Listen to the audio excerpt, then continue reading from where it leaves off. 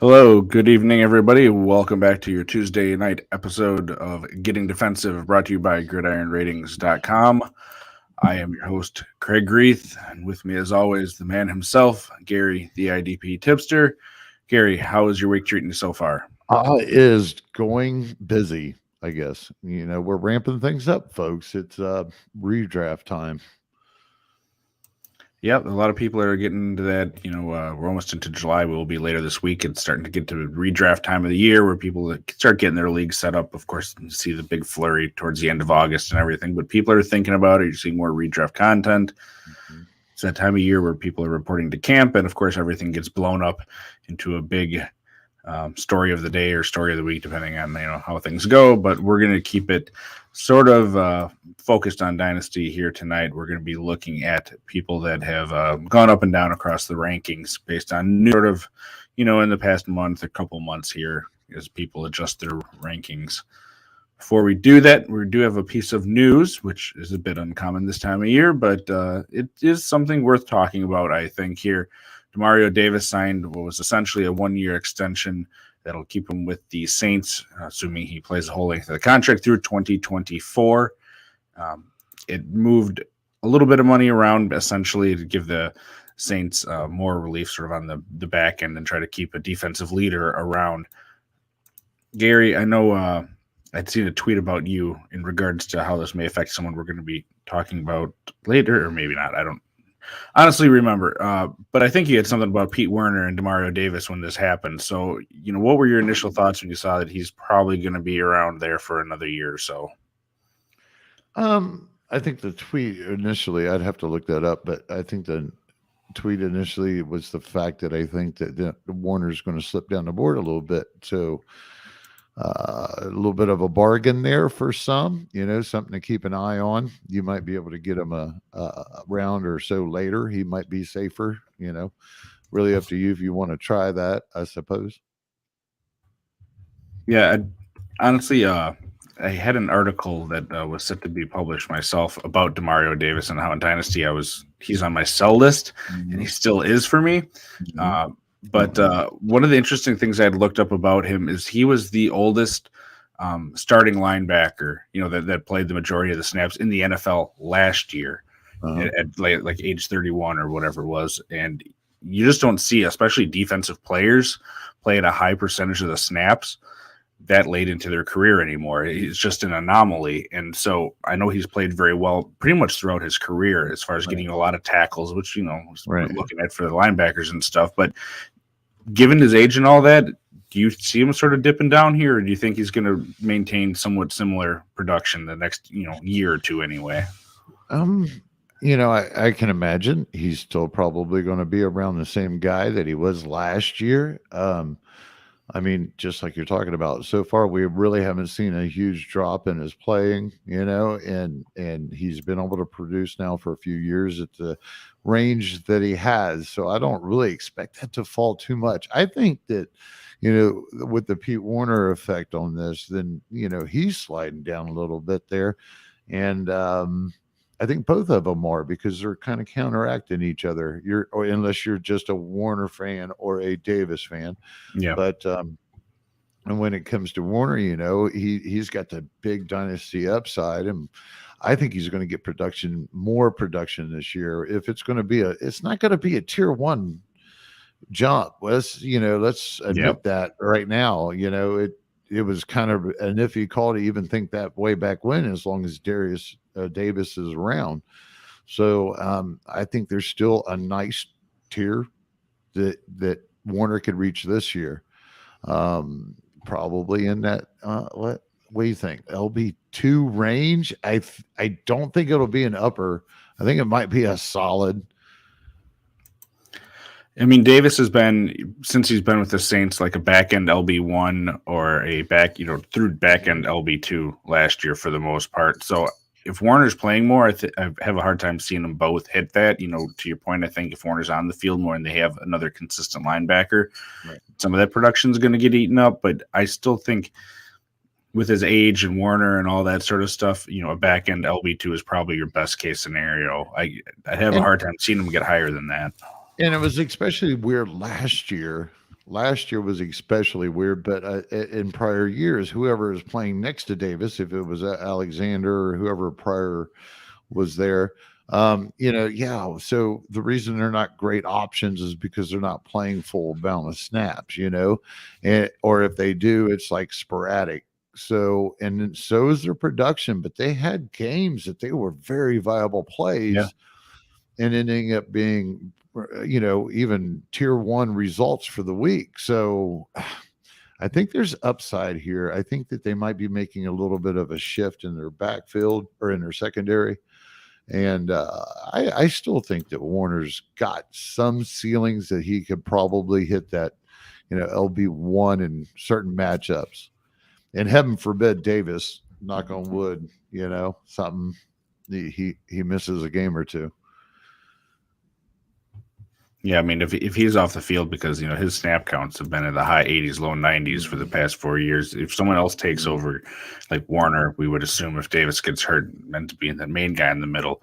Yeah, I mean, Warner's stock for that set of games or whatever would skyrocket at that point, just based on that opportunity and what we've seen that position give us. Mm-hmm. And no depth, if I remember right. Yeah, they have some late picks, and then they have some guys that haven't panned out, like Zach Bond is a guy that had taken a couple of years ago in the draft, and it hasn't been pretty, like you said, outside of Davis there for IDP players. Right. All right, well, we're going to get into our main topic here tonight, which is, again, sort of players that have risen and fallen across dynasty rankings. Here we got some names to talk about. This was not a comprehensive list, of course, because we're only going to be here for another 45 minutes or so. But before we get into that, make sure you guys go over to gridironratings.com and you check out not only the draft guide for those of you still having your dynasty drafts, and also if you're starting up a new league or if you're going to be doing a redraft league, they also have the in-season IDP member services that include what Gary referenced earlier, or maybe he didn't, but he has sit-start charts, all that sort of fun stuff. Right. And there's that rolling waiver wire as well that we talked a lot about last year in season. So, right. Gary, do they still have that where they can check that out free at the moment? Yeah. The only thing you got to do is just go on gridironratings.com, go to the menu, little pull down for the tipster's office, and there's plenty of examples, working examples from last year. And all of that's going to start getting updated. And let's remind people that the first 3 weeks for the start sit charts and the waiver wire charts are free. After that, you'll have to be a member. That takes about that long for them to really prime up when it comes time for those bye weeks and those most important weeks of the year where you're just scattered even more because of injuries and needing to pick people up off the waiver wire, making sure that you get the right people in. That's what we do over at Gridiron Ratings. So, and you really need to check this out because Jeff has been so busy. The site is so clean. Oh, it's so clean. Little trims around here and there, but I'll tell you, folks, go check it out. It's got a great new look. And make sure you're already watching us on YouTube, most likely. So if you are, thank you. Make sure you hit the like button. You're subscribed already, I'm sure. But if not, subscribe. Leave us a comment if you have any sort of question about what we're talking about tonight or later on. We follow up about any sort of questions leave after the fact. And same sort of thing, whether you listen to this after the fact, like on Spotify or, Apple Podcast, stuff like that. You can leave a rating, review, like all that sort of stuff, and we greatly appreciate it. Greatly helps out the growth so people can find this great content as well. So, Gary, what do you want to? I'm going to let you choose. Do you want to start with some risers or some fallers here? Do you want to talk about good news or bad news? Let's just go vanilla. Let's go with the obvious, or kind of the obvious. Let's go with Seattle's Jordyn Brooks. Yeah, so Jordyn Brooks, he had a great year last year in a lot of leagues that I saw him playing. He actually ended up having a better season fantasy football-wise than Bobby Wagner, who's the guy who's sort of taking over the lead linebacker role from that stalwart that had been with the Eagles. It's a different bird. Seahawks, as long as Russell Wilson there, basically. And Jordyn Brooks was a first-round pick of the Seahawks, and that was a couple of years ago, and I believe that was 2020. He's only going to be 25 this year, but, last year, 184 combined tackles, 10 tackles for a loss, got some pass deflections, a sack, guy was an animal, and now he's stepping into that main sort of role. So it seems sort of like Gary said, a vanilla one to talk about, but he's really just shooting up people's rankings here. So Gary, I know we've done our rating shows before. We don't need to relitigate all of that, but I'm guessing you kind of feel that the movement on him is justified. Yeah, I mean, on a personal level, I actually, I don't have no problem putting him up there in his top 4 or 5 in projections for production this year. I mean, that's kind of a no brainer. I want to remind everybody it is truly really hard for one of these guys to repeat kind of the production that they had, like when they had years like Brooks. So, I mean, yes, it's kind of a justified situation where he should be rising comparably to what he was, even in February or March for us deep off season type folks. But either way, I ain't got a problem with him going up there. I bumped him up a little bit. The whole, what is it, Cody Barton? Yep, Cody Barton's the other guy that sort of.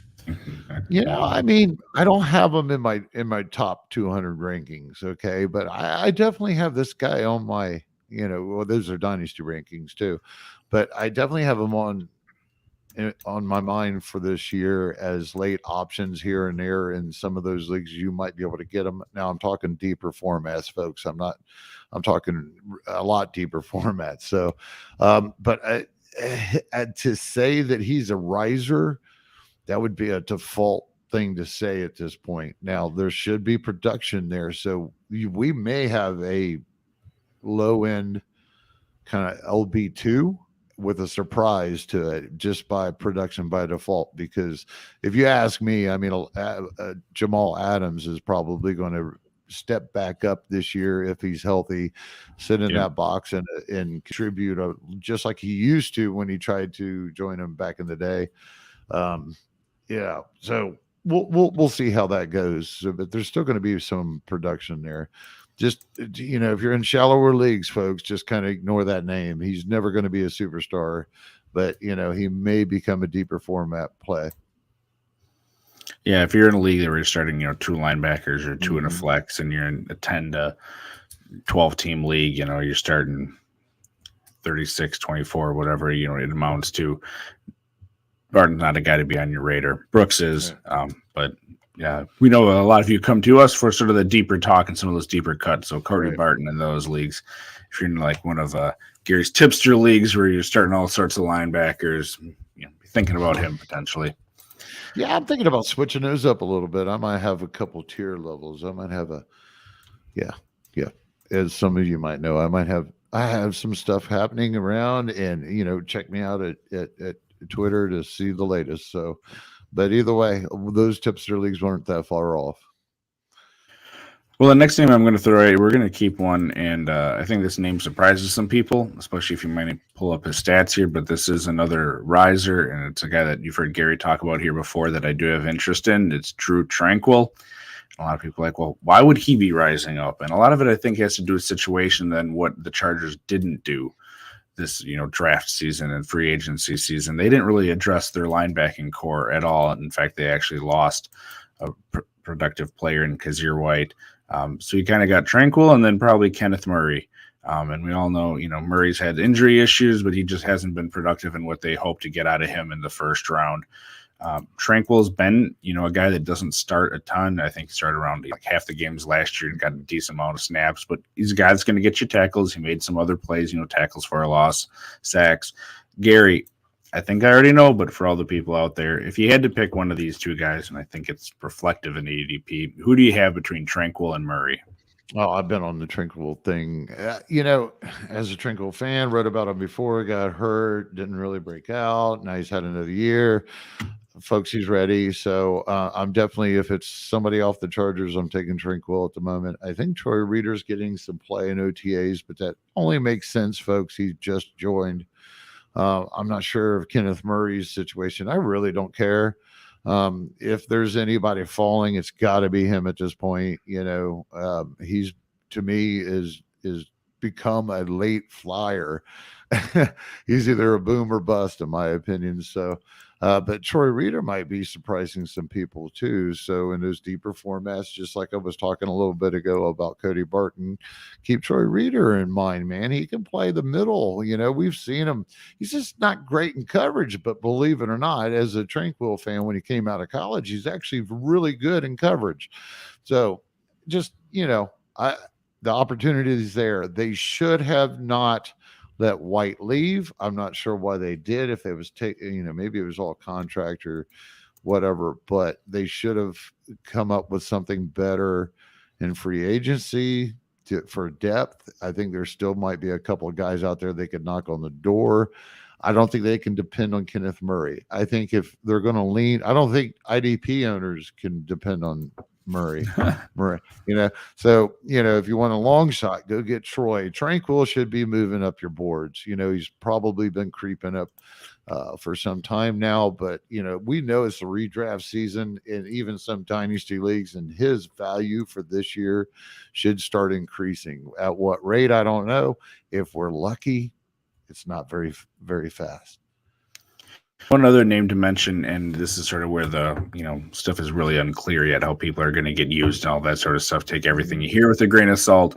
But one name that they did sign was Kyle Van Noy, and it really isn't, I think, his best position. But he did play all over that linebacking core when he was with the Patriots. They don't want that to something.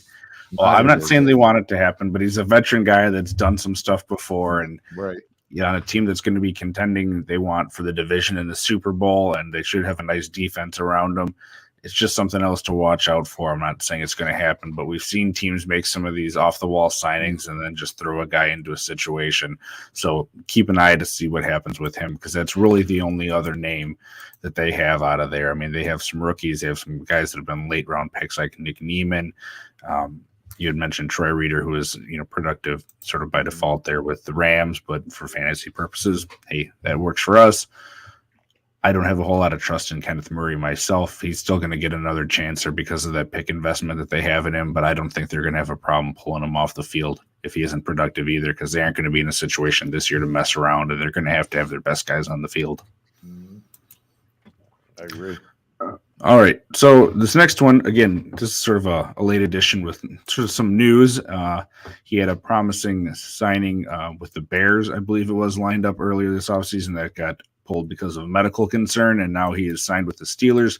Larry Ogunjobi, he's a defensive lineman that you've all heard of before with the Browns, Bengals. He's sort of been bouncing around the division, and now Stephen Tuitt retiring, and they have Cam Hayward, they have Chris Wormley, who we've talked about before, but it sounds like at the moment that Larry Ogunjobi is a guy that is going to be starting. He's still relatively young and has played well when he's been on the field. This is, again, one of those sort of deeper ones where you're probably not looking for him in your straight defensive line leagues, but if you're in a league with defensive tackles that are required or interior defensive linemen, I really like the spot that he went to there. We've seen guys be productive across that defensive line. Cam Hayward, the ageless wonder there, and the Steelers, he's still going to be there. I mentioned earlier Wormley, who we've talked about on this show, looked really good last year too in that spot time. So there is a chance it's going to be the three of them. Gary, how are you feeling about Larry? I mean, he's only like 28 years old here. He hasn't had a ton of wear and tear as far as playing time. Do you like the situation?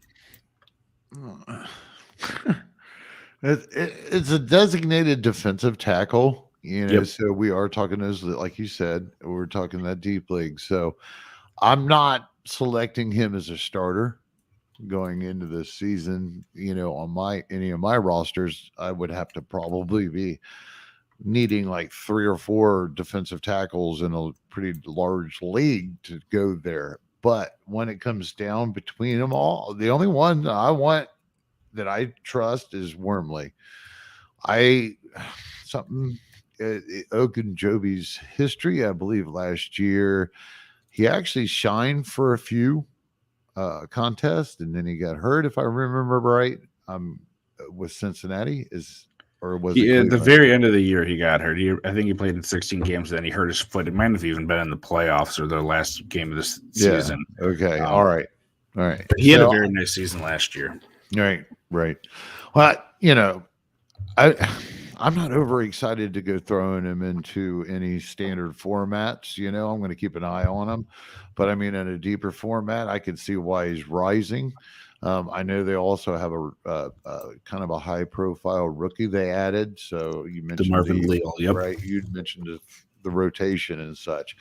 I still like Wormley's momentum. And I think in the end, when we get into camp, I think we'll see he'll get a lot of the snaps that Tua left behind, just like last year. And yeah, I mean, like we said, know your league, know your settings. We talk about it every week, but the guy's been productive. If you want to talk about a defensive tackle outside of his rookie year, where he only started one game out of the 14 that he played with Cleveland. The 4 years after that, he's had 5.5, 5.5, 2.5, and 7 sacks. He's had 46 or more combined tackles and double-digit tackles for a loss all but 1 year. So in those defensive tackle specific or interior lineman leagues, I still think he's probably going to end up being a viable play for you that most people, I think, had forgotten about when, 1, he got hurt, and then 2, that contract signing happened that got voided because of the injury. He just recently signed, so clearly people weren't thinking too much about him in the NFL either. He kind of got a prove-it deal, and we know that sometimes that can be good for guys. Yep. I got to crack up. The first thing I did was go to ESPN because I like doing this, folks. This is fun. I go to ESPN, I go to the depth charts, and I see where they put the new guys in at, just to see what millions of people are seeing, because a lot of those depth charts on some of these huge ones, even the NFL.com depth charts aren't really. They send you to the team site, and in the team site half the time doesn't make any adjustments but 1 or 2 times a year. But either way, I had to look, and they put him in at nose tackle. I had to laugh. That was funny. It's not that he couldn't.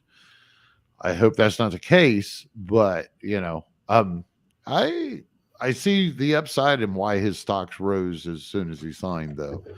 I mean, Wormley is not an elite player, so at least he, not on film. We'll see how it goes. Well, our next guy up here in terms of risers, he's a guy that only really felt like he had one way to go up because he had been left for dead last year after he sort of got benched for various reasons by the Texans and then cut and signed with the Tennessee Titans. It's Zach Cunningham, so a name that IDP players will be familiar with because he's had some really nice seasons as far as a linebacker before. He's still a relatively young guy here, and the Titans did restructure his contract. Eventually ended up being an extension. Sort of. They could have just cut him and saved like $10 million, and they threw some money onto another couple of years here to give him some stability. It's really looking like on the inside there, as far as the linebackers, you're going to have Cunningham and David Long after Jan Brown had left. So Gary, I know in season we sort of had that whole discussion about what was going on with Zach Cunningham at the time and what are the Texans doing. So you got to see a little bit of him last year being on the Titans. How are you feeling about him there now that he's probably going to be there for a year or two there anyway? I mean, I guess we're taking it into consideration that his stock has gone up. I'm not quite sure why it would, but because he made it through the draft and he held on to his damn job. Well, essentially, with how far it had fallen last season, yeah. Yeah, well, that pretty well sums it up. So, I mean, until further notice, I'm keeping him about where he is, but I mean, his stock did rise comparably what it was in February or so when we were unsure of the situation. I'm not taking off on it. I could have swore this when I was getting ready to look what the depth situation was. I thought they had a rookie or something. But they had Monty Rice that they had taken like in the 3rd or 4th round last year. And as far as other, I don't think they took anyone with any sort of a high draft pick. I mean, for inside linebackers, yeah, it's like Monty Rice and then Chance Campbell was a 6th round pick. Well, hey, it's just it's a great tier 1 inside linebacker option for probably any league at this point. I mean, do I want to draft him as my starter? No, but if I'm in a shallow league and hopefully in that 4 to 6 range, depending what the designated positions you start or flex might be, I mean, I would love him to be my first guy off the board if I had to start like 3 or 4 IDP or say 2, 3 linebackers. He'd be a really nice guy, but I don't want to have to depend on him. Things can shake up pretty quick. So it's not. I'm putting upper production stamp on him with caution. Makes sense. Yeah, it does. And the thing is, and we run into this all the time on Twitter and real life football, anything. It's what have you done for me lately? And I think that's part of the reason that you've sort of seen once you got a little bit of stability again, it just go back up, because there were leagues, dynasty leagues even, where no one had a clue what was really going on with the Texans, and he got cut in some leagues because people had come to expect that high level of production. This is a guy that had 90, 107, 142, 164 combined tackles his first 4 years. People had an expectation that this was just going to continue. You don't always know what's going on behind the scenes, and violating team rules or not fitting in with the character of the team. To have a team just cut someone like that, it's not like he was atrociously grading out or something either for all those years. He was a productive player. Right. He didn't have a good year last year with the Texans, clearly, and his performance on the field wasn't the same either. But he did bounce back once he signed with the Titans. He had some really nice weeks.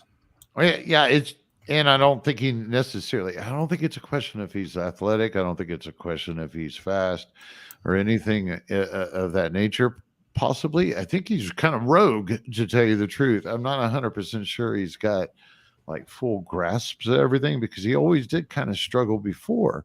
I mean, he didn't matter for IDP purposes, so nobody really looked back at the numbers, but I'm pretty sure they're not as clean as we would expect those years that he really produced. It's just he was getting a lot. I don't want to put production by default completely on it, but I mean, he was the guy, so it worked. So I'm not 100% sure this year, as long as they like him, we got to like him.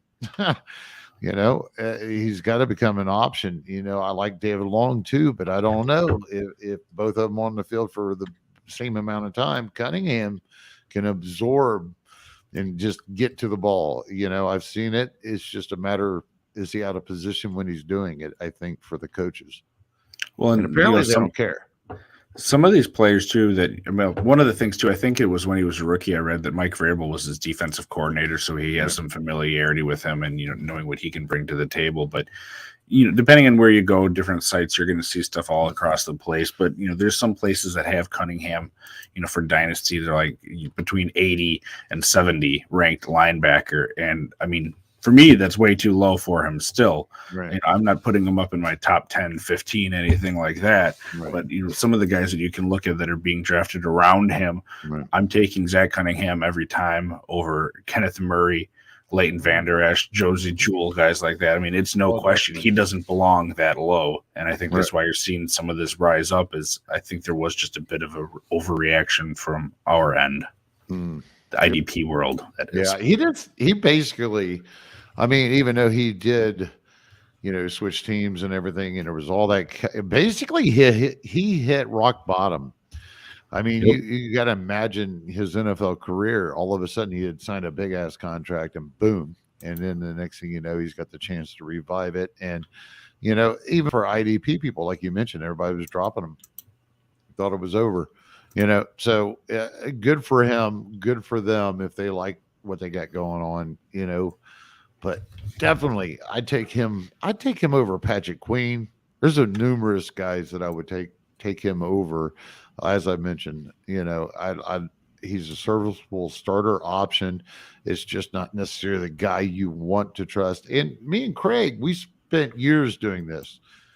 I've got a couple old decades. I could disagree, but either way, I know Cunningham's history from the time, and it's all in the back of my mind. So that's how with some of this analyzation or whatever the hell you want to call it, what we're trying to tell you is all based off of knowing a player and knowing his career and a lot of facts. So keep that in mind. Either way, we got another guy, or where was I at? I We apologize. get one last riser here. Yeah. We get, And this is sort of an edge position guy for a lot of leagues that have that. But outside linebacker, basically for the Packers, Rashan Gary. So he's a guy that shocked a lot of people when he got drafted as high as he did out of Michigan by the Panthers. He was sort of seen as a very raw player. He was behind, Preston Smith, who's still there, and Zadarius Smith, those guys for a couple of years, and he really started to shine. And you can probably say he broke out last year with the stats that he had compared to many breakout. Yeah, I mean, 9.5 sacks, 47 tackles, 8 tackles for a loss. Started all 16 games because of the issue with Zadarius Smith, who's now not even there. He's on the Vikings. But, Rashan Gary was a guy that was his backup and was being drafted as such if he was being drafted in leagues at all. And then that news came about Zadarius being hurt, and is he going to play or is he going to not? But, Gary now has a secured role as a starter on what looks to be a very good defense. We already know that they have one of the best quarterbacks in the NFL with a strong run game, and Rodgers is going to get something done on that offense. So they're going to be in situations where he's going to be able to rush the passer. Right. For a guy that is still pretty young, I think he's 24, going to be 25. He's going to have a lot of opportunity here, and I think that's why you're seeing him rise up. But how do you feel about him, Gary? There were a lot of people that really liked him last year. I think they were expecting a bigger breakout, of course, but that's cool. I wasn't as high on him last year. I wanted to see a little bit more. I actually wanted to see him get the playing time before I go throwing my chips in, but I've thrown my chips in a little bit more this year. I definitely have bumped him way up the board. You can check that out at gridironratings.com. I just updated my rankings. You can find those on the main IDP page, and you can sort by my name. I know mine's up to date at this moment, but either way, I think the guy has probably a larger leap in dynasty leagues than he does in redraft, at least in my book, because you just got to see it. Let's see it. Let's see it full time. Let's see where we're going. We've seen Preston Smith, the guy that's on there. He's had phenomenal years, and he's had stinkers. So it's not that I think I'm comparing the two necessarily in the same talent level or skill set. Gary probably has a little bit more in his gas tank, and if you think about it, my prime time for players in his situation is perfect for right now. I think that in his playing ability and talent, he's not going to learn any more than he has at this point. Now he's just going to apply it. And he showed that, flashed that last year. So there's, no reason to not be excited about this. All right, well, that's going to do it for our risers that we're talking about here tonight, and we're going to get into those people that have been falling a bit here. And I didn't really want to go with some of the obvious names, of course, guys that still don't have teams. Landon Collins, a Joe Schobert, something like that. There's really not a whole lot to say about that because that speaks for itself. But some of these guys that we're talking about here are guys that we've talked about on the show before. So you talk about like a Chuck Clark, who's one of the names on here. He was a dime drop from Gary several years ago, and he's been a really nice, probably preferably third safety, but you could have him functioning as your second safety if you needed to, in some or defensive back, whatever you have in leagues.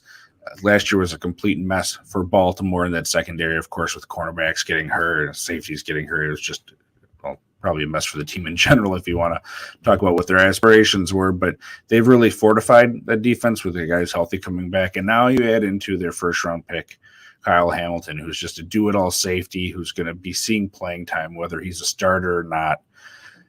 Gary, it makes sense why Chuck Clark is falling here. I know we don't really have a complete feeling on how they're going to play out this safety group, but it kind of feels like to me, out of the safeties that they have, Hamilton's going to be getting someone's playing time, and it's probably not the guy they just gave the big money to in Marcus Williams. I'm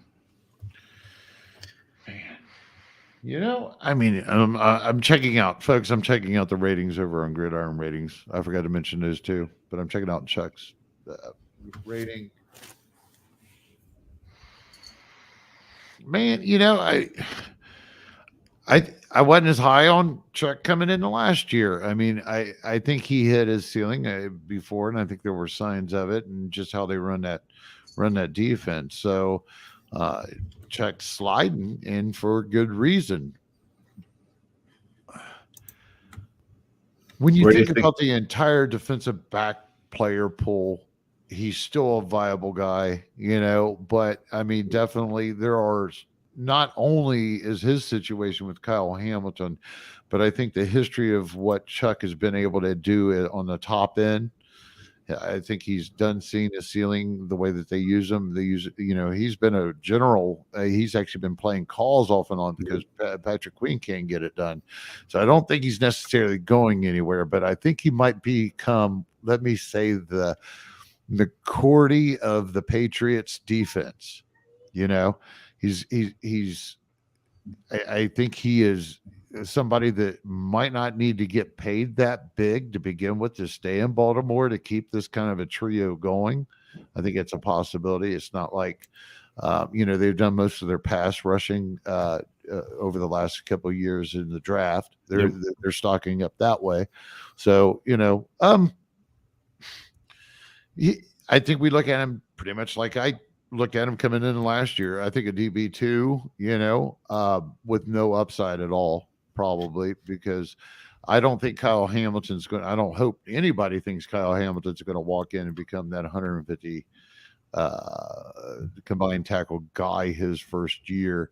So I mean, in dynasty wise, he's definitely a top option, but I'm still struggling. I don't know if there's enough production for all three of those safeties. And it just kind of feels like this year is going to be even Steven across the board. And we're going to have like just borderline DB2s or something, depending on your format, which are serviceable in some formats, but it just has that feel at this moment.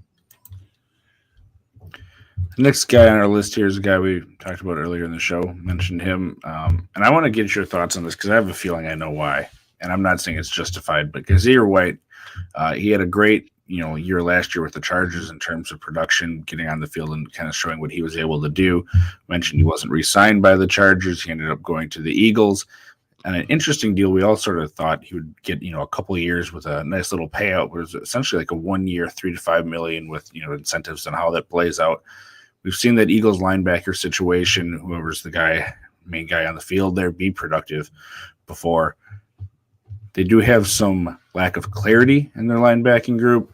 But Gary, what do you feel from, and if you've seen it or not, but spitballing here, what do you think the reason would be for him falling after going to that good situation? I really don't think that there wasn't going to be an option for him to rise any farther than what he come off of the Chargers last year. I mean, it was a solid signing for when it first happened, and it looked like we were going to have their weak side linebacker locked down, and with him and Edwards.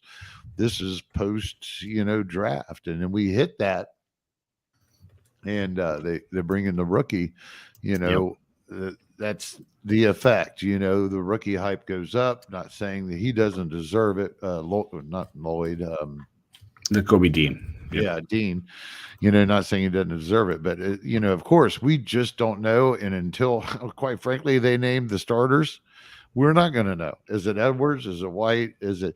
So everybody might be slipping a little bit. The only one that should be actually going up, and he just got in the player pool in the NFL, is Dean. Because he's got all the dynasty appeal. He's got all the hot rod in his ass. So, at least to see, according to what we're hearing, we'll see. Yeah, that was my exact thoughts too. Is once that rookie hype starts hitting with those comments coming out, because there's that sort of lull period where, the Eagles took a linebacker in the third round. They never do something this high, and then a little bit of a downtime, and now the comments coming out of camp. He's so smart. He's doing everything that we want. Yeah, I mean the rookie hype goes up, the guys that are there go down, and it makes sense. But I'm still not ready to give up on him, and I'm still comfortable taking him over a lot of those guys because if he does get on the field, that opportunity is going to be there, and that defense in that division that loves to run the ball. So, yep. All right. Jabrill Peppers. I don't know. There's a whole. Just do it. Just do it. I'm so tired of talking about him. Unfortunately, he's happened Oh, to hit a sorry. few list of ours, and that's okay. I seen him on here because you came up with this list. So but I just want somebody else to say it. I am completely quiet on this one. He's going to a worse situation. He hadn't graded out all that great as far as player ratings for what you take this for, like PFF. While he was with the Giants, he started losing some playing time while he was there. Of course, he's had injury concerns throughout his career, and then he goes on a cheap 1-year deal to the Patriots that already have a nice safety and secondary situation. So to me, it's going to be interesting to see how they utilize him and if they're going to be able to revitalize his career. I'm not banking on it because I think he was just a little bit overhyped when he came out, and he had I think one really good year with the Giants when he got there through that trade. But it's just been sort of downhill for him since then, and there's not enough. Excuse me. There's too much else in that secondary over in New England that I think with how Bill Belichick moves stuff around, if Peppers ends up being a starter and sort of being that chess piece that they move all over and being a godsend for IDP, I'll eat my words, but I just don't see it with him, and I think the contract reflects that, to be quite honest. Yep. If it ain't Duggar, I don't want a Patriot safety DB. Well, yeah, probably not even a DB. I don't know what kind of cornerback players they got on there. They got one, don't they? J.C. Jackson left, and I don't remember who their secondary, but again, Belichick's been able to find cornerbacks that have been productive throughout his career there, so I don't think that's going to be a liability situation for them at all. Yeah, at this present moment, I think the only person, because I don't think that my dime drop, former Charger, Adrian Phillips is still there, I think. Yeah, but I think he's still on the downslide. I was a little bit lower on him coming into last season than I had been too. I just kind of, Duggar's rising. You know what I mean? Yep. So this makes sense. And I think it's just going to continue. Now, if anybody gets anything cut into by Peppers in certain packages, possibly maybe in the box, it very well could be Peppers. But I do think that he's going to possibly spend some time returning kicks for a lot of it. Yeah, and they have Jalen Mills, Jonathan Jones, and Malcolm Butler are sort of their top three cornerbacks right now with, McCourty and then Duggar. So nobody I'm running to go get, but I don't like cornerbacks that much. So we'll see. I'm going to jump to a name that had probably gotten thrown around here quite a bit lately too with the news, but Deion Jones. He's a guy that's been insanely productive for IDP, but there's a lot of uncertainty about him. He just had that, I think it was shoulder surgery. That's going to keep him out most of the offseason, and there's been a lot of rumors of him either being cut or traded because he doesn't fit, as far as helping out the young guys and this sort of rebuild that they're going through. Again, a guy that's been highly productive in IDP leagues. He's had some, I think, linebacker one, those top 12 type seasons. But I think the drop for it, the reason you're seeing is that uncertainty. He went from a situation where he's just going to eat because there isn't an amazing defense around him. The offense hasn't been and probably still isn't going to be amazing. So there's going to be more opportunity on the field. And uncertainty creates doubt, and doubt, you're going to see him drop in the rankings. And I can understand it. I don't think he should be dropping crazy far because it's all based on speculation, of course. But a guy that, again, hasn't rated out amazingly throughout his career either. Is that a part of being on the field a lot with a bad defense around you, or is it just bad play? It's probably some of both. Oh man, he's wore out. He didn't come in as this prototype beast linebacker to begin with. He came in and was stuck in that defense and back in the day, and he was a prototype Bobby Wagner. Jamal Adams is basically what he was, really good in coverage, but he's taken a beating. He's had some injuries. He slipped in mine as a Deion Jones fan, another IDP dime drop of mine, if you all might recall. I actually, I own a lot of them. I still draft them in my main keeper league and IDP incentive. I've got them, and yes, I tried to trade them. No taker, not everybody's kind of scared, everybody's backing off. And I agree. I mean, he dropped in mine because I'm looking at this new scheme. I'm looking at who they brought in, what position, if he's going to be the coverage linebacker in the weak side, if he's the weak inside linebacker in the coverage of that 3-4 scheme, I believe, right? If that's the case. Now, aren't they switching scheme? I believe so, because those rush guys are on the outside linebackers. Yeah. Sorry, folks. Sometimes I gotta it's late too. You know what it is? It's a progressive moment, right? Just the old folks just playing. Anyways, back to Deion Jones. So when it really comes down to Deion Jones, I'm not necessarily thinking he's going to be padding the combined tackle box that much at all anymore in this new scheme. He profiles as a coverage linebacker, which he's pretty damn good at. So he's probably going to become a guy that's, if he's still on the team, and depending where he might go, his value's just going down. There it goes. But if you can find someone that believes in him, I mean, he's had over 100 tackles every year combined that he's been healthy. Yeah, if you can get a bargain on him, don't run. If you can get a good deal, or if you've got somebody that's, if you can just in your corner, I mean, why not swing for the fence? I'm not freaking out that Deion Jones is, lost his value. I just, sometimes this happens, folks. I think Walker, really, when I think about it, I think Walker's the one that, did we have him slide? Yeah, we had him slide. We had to have him slide because he was just a big ass favorite back in February and March. And even with us, for the simple fact that Foyer had moved on to Jacksonville, so he automatically got that huge bump. And by right, he still should, because I'm not convinced 100% that he can't play the Mike inside linebacker over Evans, but Evans is probably going to enter the year there, whether or not he plays 2 to 3 downs and Walker comes in, and what they do with this new scheme. It's a new scheme. We've got to wait. And they drafted, I think it was in the second round, that hyper athletic Troy Anderson out of Montana State or whatever. Right. So there's a whole lot of different moving parts, and Yep. I agree. They just basically took what they had. Yeah, they took that scheme, the roster, and flipped her a little bit, and now they got to get some run defenders on there. Well, we got one more follower here to go with you. I think that's 5 and 5 for you tonight, and this is one that I found interesting, but I think it also makes sense again with what you see going on around him. Romeo Okwara, they're saying he's going to be a defensive end again there, mainly for Detroit. Sort of going back to more of a base 3-4 with the defensive ends. Of course, they drafted Aiden Hutchinson, number 2 overall. They took Josh Pascal, I think it was in the second or third round out of Kentucky. So they added another one there. They've added just a lot of guys at that position. Of course, Okwara had been hurt. He's going to be coming back from that. Age, he's not old, but for an edge rusher guy, defensive lineman, he's starting to get up there. He's been a guy that had those productive years and got that really nice contract from Detroit. He's their highest paid player. Isn't he their highest paid player? I know defensively he is. Defensively, he is. With Goff's contract, I'd have to imagine Goff is probably getting paid more than him. But either way, the highest paid guy in the defense is still. Right.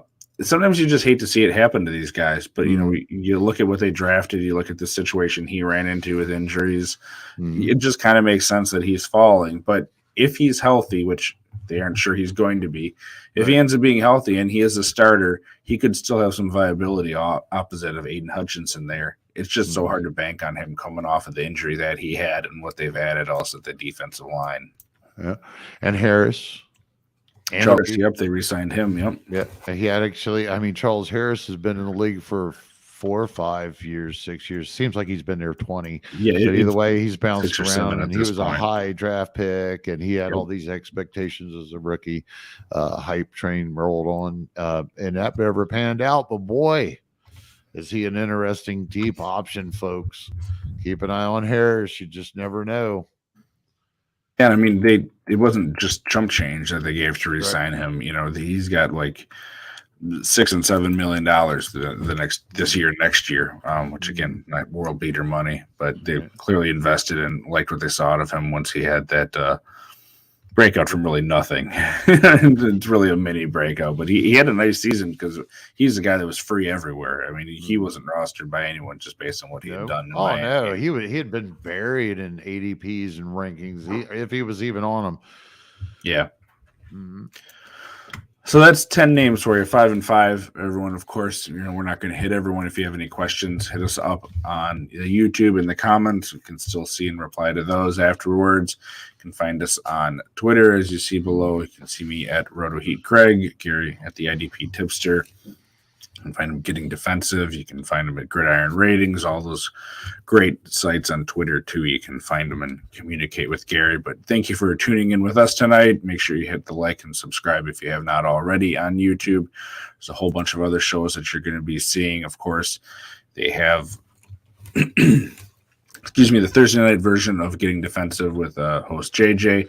JJ has a Rider Dynasty show that he hosts as well. And I think that's on Wednesdays tomorrow night, right? Thursday nights, 8:00, and we're excited this week because we're going to have Jeff Hazley of the Fantasy Football.